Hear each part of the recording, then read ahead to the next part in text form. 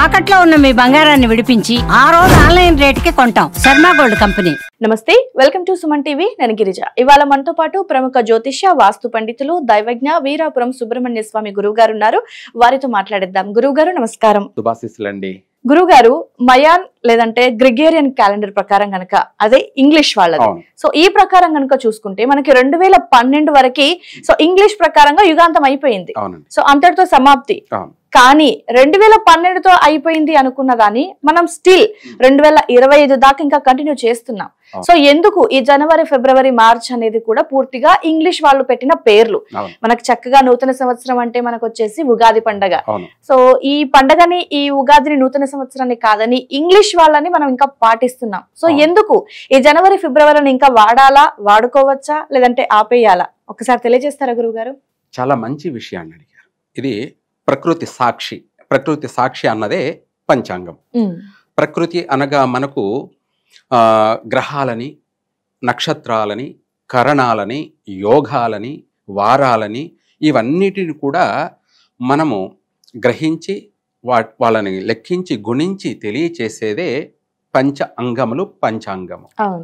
ఈ యొక్క పంచాంగము అన్నది ఏంటంటే మన యొక్క భారతదేశ కాలమాన ప్రకారంగా యుగ ఆది అనేది మనకు ఉగాది. యుగ ప్రారంభం, యుగము అనేది ప్రారంభం, దాని యుగాది అంటాము. దాని రాను రాను మనము ఉగాదిగా మార్చేసుకున్నాం.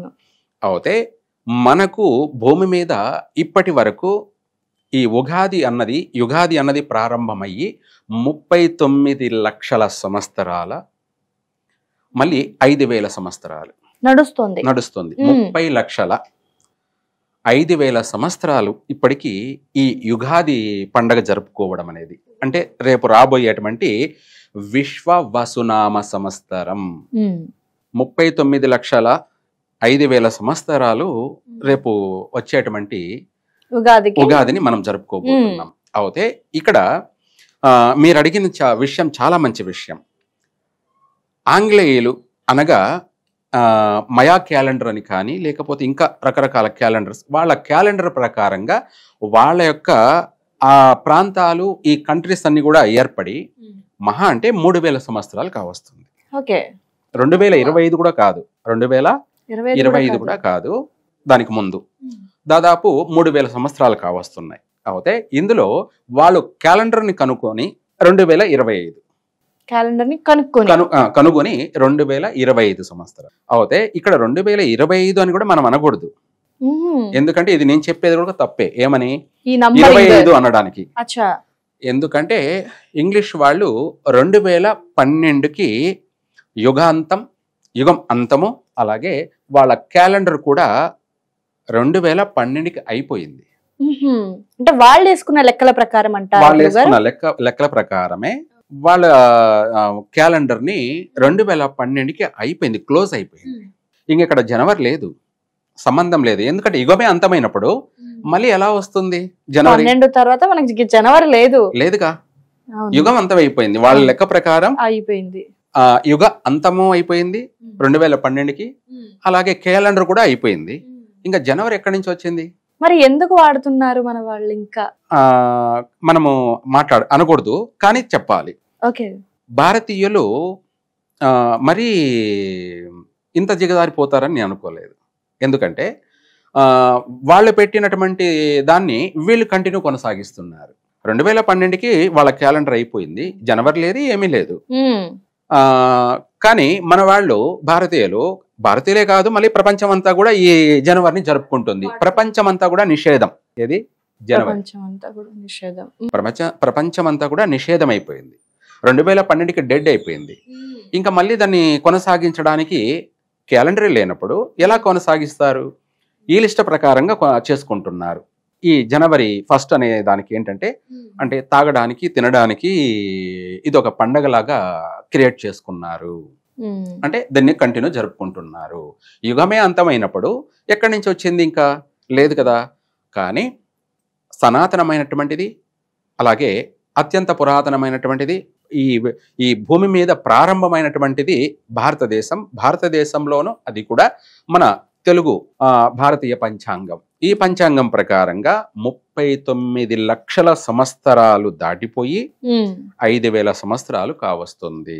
పంచాంగం పుట్టి యుగంతో పాటు పంచాంగం పుట్టి ఇన్ని లక్షల సంవత్సరాలు జరుగుతుంది.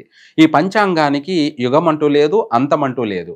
ఇది ఎప్పటికీ నూతనంగా ఆరంభమే. పంచాంగం, భారతీయ పంచాంగం, భారతీయ శాస్త్రవేత్తలు, భారతీయ పండితులు, భారతీయ జ్ఞానులు అందరూ కనుగొన్నటువంటిది, సనాతనమైనది.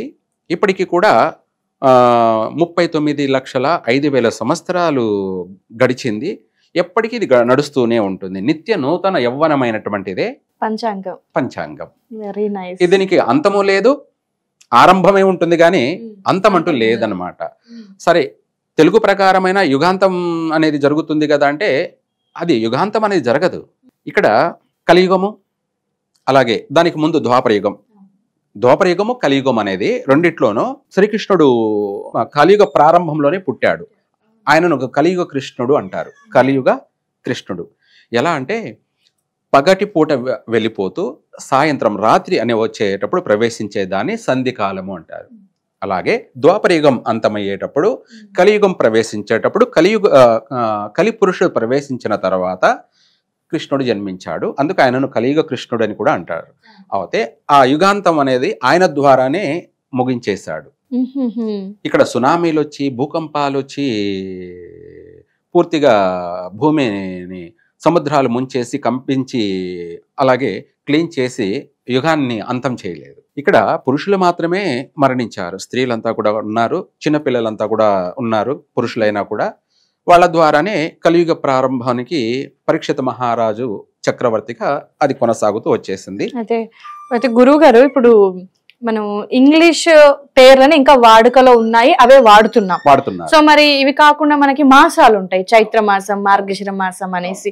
సో మనం మాస ప్రకారం వాడాలి. సో ఎందుకు మరి వీటిని ఇలా కంటిన్యూ చేయటం? మీలాంటి పండితులు దాన్ని ఇది ముగిసిపోయింది, యుగాంతమైందని మళ్ళీ మనం ప్రారంభించుకుంటున్నాం అనే ఒక సూచనని ఎందుకు బయట దాకా తెలియజేయట్లేదు? అందుకే కదా ఇప్పుడు తెలియచేయడానికి వచ్చాను. నేనే కాదు, అందరూ కూడా తెలియజేస్తారు. ఎందుకంటే పండితులు అందరూ కూడా మంచి మేధావులు, మంచి జ్ఞానులు ఉన్నారు. అలానేసి లేరు అని చెప్పడానికి ఏం లేదు. అందరూ మంచి పండితులు ఉన్నారు, మహాజ్ఞానులు ఉన్నారు, మంచి జ్ఞానులు ఉన్నారు. అయితే వాళ్ళు బయటకు వచ్చి ప్రతి విషయాన్ని కూడా తెలియచేయాలి. అయితే మనకు పంచాంగ ప్రకారంగా మీరు అన్నట్టుగా ఇంగ్లీష్ క్యాలెండర్ ప్రకారంగా తీసుకుంటే జనవరి నిషేధం, ఎవరు కూడా జరుపుకోకూడదు. దాని గురించి మనకు తెలిసిపోయింది. సెలబ్రేషన్ చేసుకోవాలి. నేను చెప్పడమే అనే కాదు, సాధారణమైనటువంటి ప్రజలకు కూడా అవగాహన ఉంది. 2012కి యుగాంతం అయిపోతుంది అని చెప్పేసి దానికి ముందే 1 సంవత్సరం నుంచి 2 సంవత్సరాల ముందు నుంచే ప్రచారం, పబ్లిసిటీ చేశారు. మీడియానే ప్రచారం చేసింది. ఏమని? 2012లో యుగం అంతమైపోతుంది అని చెప్పేసి. ఇంకా కూడా చెప్పాలంటే క్యాలెండర్ ఆడికి అయిపోయింది అని చెప్పేసి బాగా పబ్లిసిటీ ప్రచారం చేశారు కూడా. మరి క్యాలెండర్ అయిపోయినప్పుడు, అక్కడ ఒక క్యాలెండర్ అయిపోయినప్పుడు, యుగం అంతమైపోయినప్పుడు, అంటే యుగాంతం జరగలేదు కానీ వాళ్ళ క్యాలెండర్ కి యుగాంతం వచ్చేసింది. వచ్చినప్పుడు అలాగే ఆ రచించిన వాళ్ళు, ఆ క్యాలెండర్ని సృష్టించిన వాళ్లే కాకుండా అక్కడ ప్రజలందరూ కూడా ఆ క్యాలెండర్ని ఫాలో కాకూడదుగా. ఎందుకంటే కాలేదు కాబట్టి, యుగం అంతం కాలేదు కాబట్టి, ప్రజలందరూ ఉన్నారు కాబట్టి, దేశాలన్నీ కూడా ఉన్నాయి కాబట్టి వీళ్ళందరూ కూడా దాన్ని, ఆ క్యాలెండర్ని ఎలా ఫాలో అవుతారు?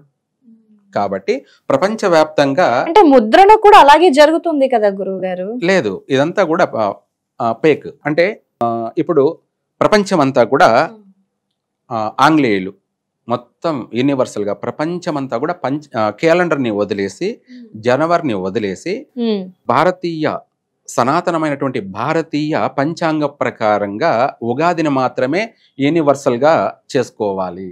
అంటే గురుగారు, ఇప్పుడు మనం ఈ 2025 అనే నెంబర్ ని వాడకూడదు అంటారు. అవును, వాడకుండా అంటే ఇప్పుడు చూసే వాళ్ళకి వచ్చే డౌట్ ఏంటి అంటే, ఫస్ట్ ఆఫ్ ఆల్ మనం రెగ్యులర్ గా డేట్ ఇస్తాం, date, month and year. So ఇప్పుడు ఒకవేళ మనం తెలుగు ప్రకారం గనక చూసుకుంటే డేట్ వేస్తాము. సో మాసం విషయంలో ఏ మాసం నడుస్తుందో ఆ మాసం వేస్తాం. చెప్తాను. మనకు తెలుగు మాసాలు 12 మాసాలు. అవును. ఈ 12 మాసాల్లో ఇప్పుడు పుష్యమాసం ఇవాళ స్టార్ట్ అయింది. పుష్య మాసం. పుష్య మాసములో పాడ్యమి ఈరోజు.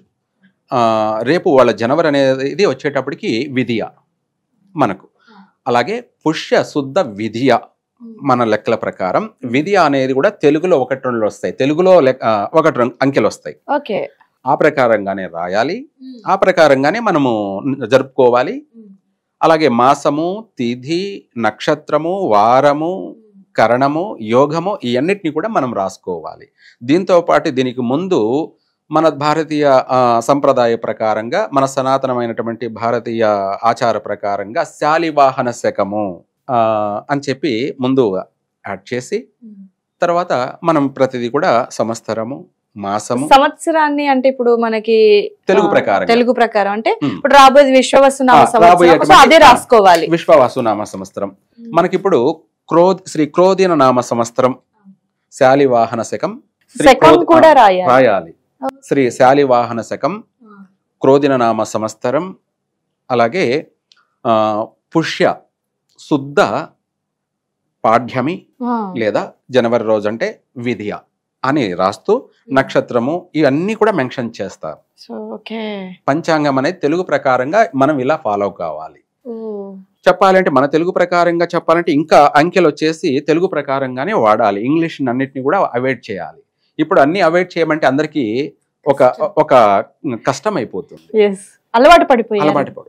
ప్రపంచమంతా ఇంగ్లీషే మాట్లాడాలి అని చెప్పే వాళ్ళకి, లేదంటే దేశమంతా భారతదేశమంతా హిందీనే మాట్లాడాలి అని చెప్పే వాళ్ళకి, మరి ఉగాదినంతా కూడా ప్రపంచాన్నంతా ఎందుకు వాడరు?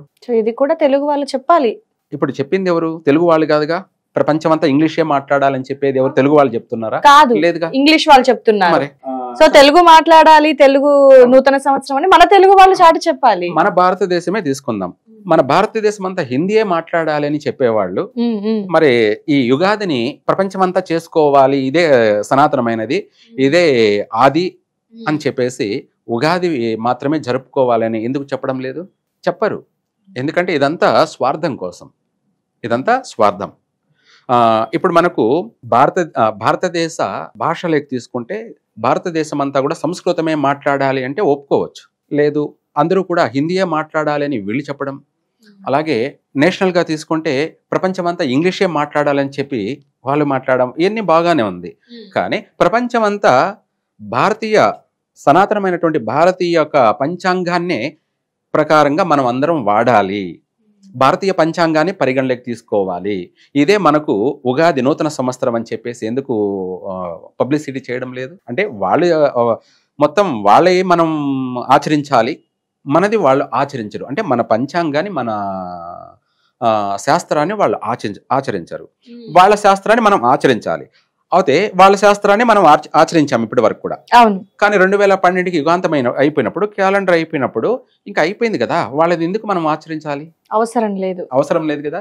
అందుకే జనవరిని అందరూ అవాయిడ్ చేయండి. వాడడము పంచాంగాన్ని అంటే మన పంచాంగం ప్రకారంగానే వాడండి. క్యాలెండర్ ప్రకారంగా జనవరి అనేది ఉంది అనేది కూడా మనం చెప్పుకోకూడదు, మాసరూపకంగా వాడాలి. పుష్యమాసం అని చెప్పి వాడాలి. ఇదే మనం చెప్పుకుంటూ పోతుంటే చాలా ఉంటుంది దీని గురించి. కాకపోతే జనవరి అన్నది లేదు, జనవరే లేదు. ఓన్లీ చైత్ర శుద్ధ పాడ్యమి యుగాది, ఇది మాత్రమే. అందరూ కూడా భారతీయులందరే కాదు, ప్రపంచవ్యాప్తంగా ఉన్నటువంటి ప్రజలందరూ కూడా, ఇంగ్లీష్ వాళ్ళు కానీ ఆల్ కంట్రీస్ వాళ్ళు కానీ భారతీయ పంచాంగాన్ని పరిగణలోకి తీసుకోండి అని నేను చెప్తున్నా. చాలా ఇన్ఫర్మేషన్ గురువు గారు. ఎందుకంటే నిజంగా యుగాంతం వచ్చేసింది అని వాళ్ళ క్యాలెండర్ ముగిసిపోయిన దాన్ని మళ్ళీ మనం కొత్తగా సృష్టించి దాన్ని కంటిన్యూ చేసుకుంటున్నాం. సో ఇంగ్లీష్ వాళ్ళ అన్ని రకాల ఇది నుంచి కూడా వదిలేసినప్పుడు దీన్ని కూడా వదిలేసేయడమే మంచిది. మన సనాతన ధర్మం యొక్క మన ధర్మాన్ని ఆచరించడం నిజంగా మనకి కూడా మంచిదే. సో మీరు కూడా చూసే వీక్షకులకు చాలా మంచి మెసేజ్ అయితే అందించారు. చూద్దాం, మీ నుంచి మొదలైన ఈ మార్పు అందరిలో రావాలని మనం కూడా ఆశిద్దాం గురువు గారు. ధన్యవాదాలు. సర్వే జన సుఖినో భవంతు.